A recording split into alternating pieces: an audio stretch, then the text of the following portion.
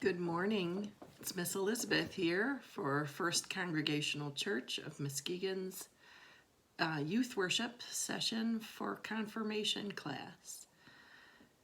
Today we are continuing to follow the Progressive Christianity curriculum.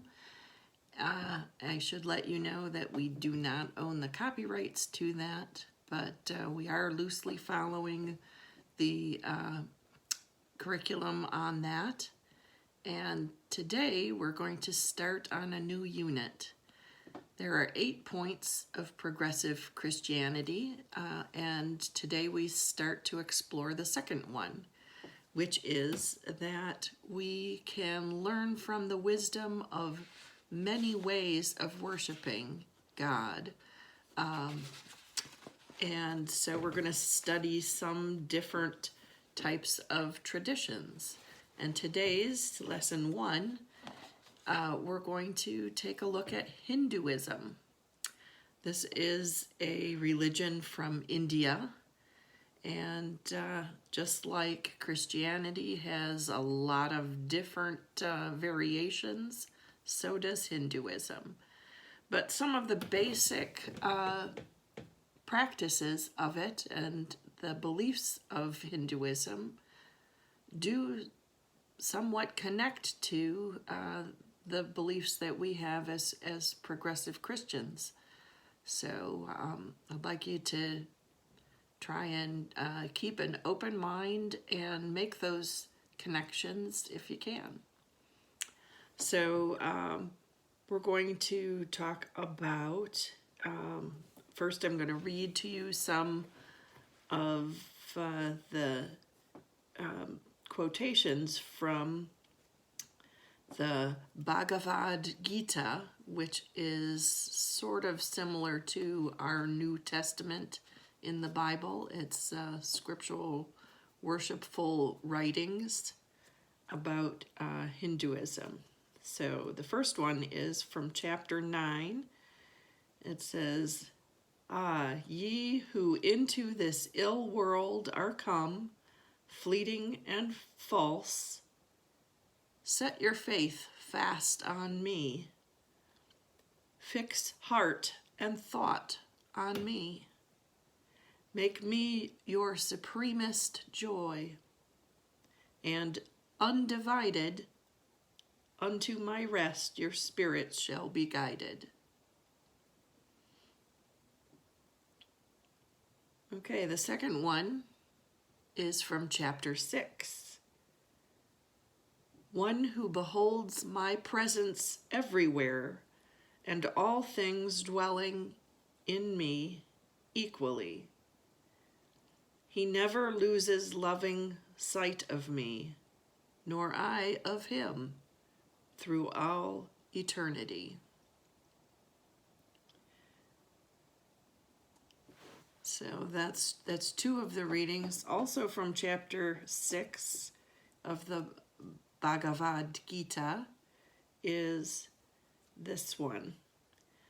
"Supreme blessedness is that yogi's who has completely calmed his mind, controlled his ego-active tendencies, and purged himself of desire, thereby attaining oneness with Brahma, the infinite spirit."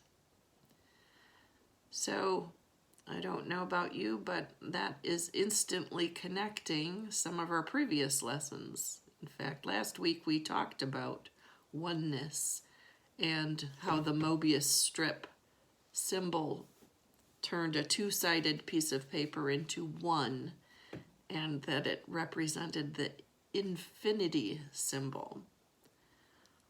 All of that goes to say that we're really more alike than different, especially in the matters of spirituality. So one of the things that sometimes is practiced in Hinduism is to make beautiful their surroundings around them, to tie into the beauty of nature and to create things of beauty as part of a spiritual worship.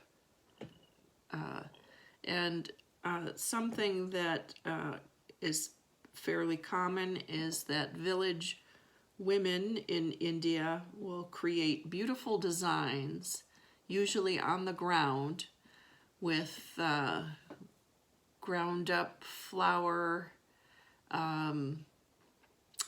some rice, beans, colorful spices, maybe even flower petals. And they make these beautiful, beautiful designs.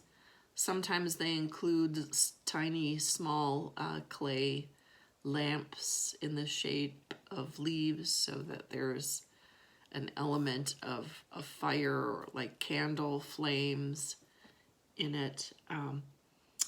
And the artist creates these designs lovingly and worshipfully and offers it to the divine being.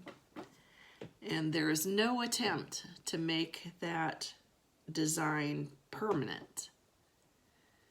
It's fleeting. In fact, it just either gets blown away by wind or swept up. It is just part of the letting go of the material things of the design, is part of the worship experience as the offering to God. So today we're going to do a little experiment with making a fleeting, temporary piece of artwork. And I'm going to turn the camera around here so you can see this. Okay.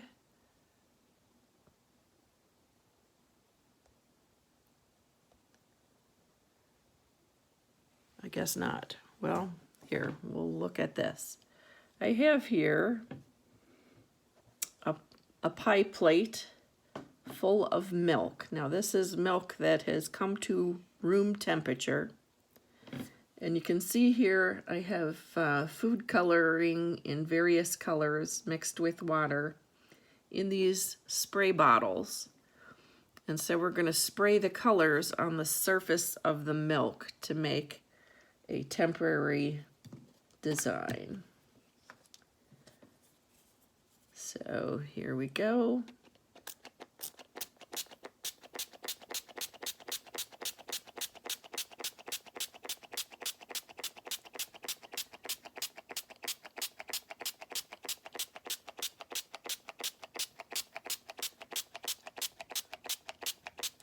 If you have liquid food coloring at home, you can just use that. I like to use it mixed with water so that the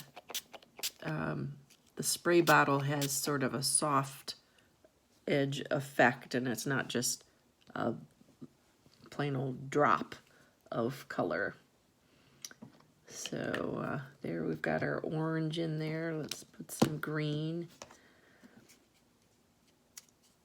One of the things I find most beautiful about this time of year is the fall colors, and that in itself is a way of having temporary colors. And you can see how that's making a sort of a spiral design there. The green is pretty light in color, but it's not mixing with the orange. It's just making a spiral. Now let's add some purple to the mix.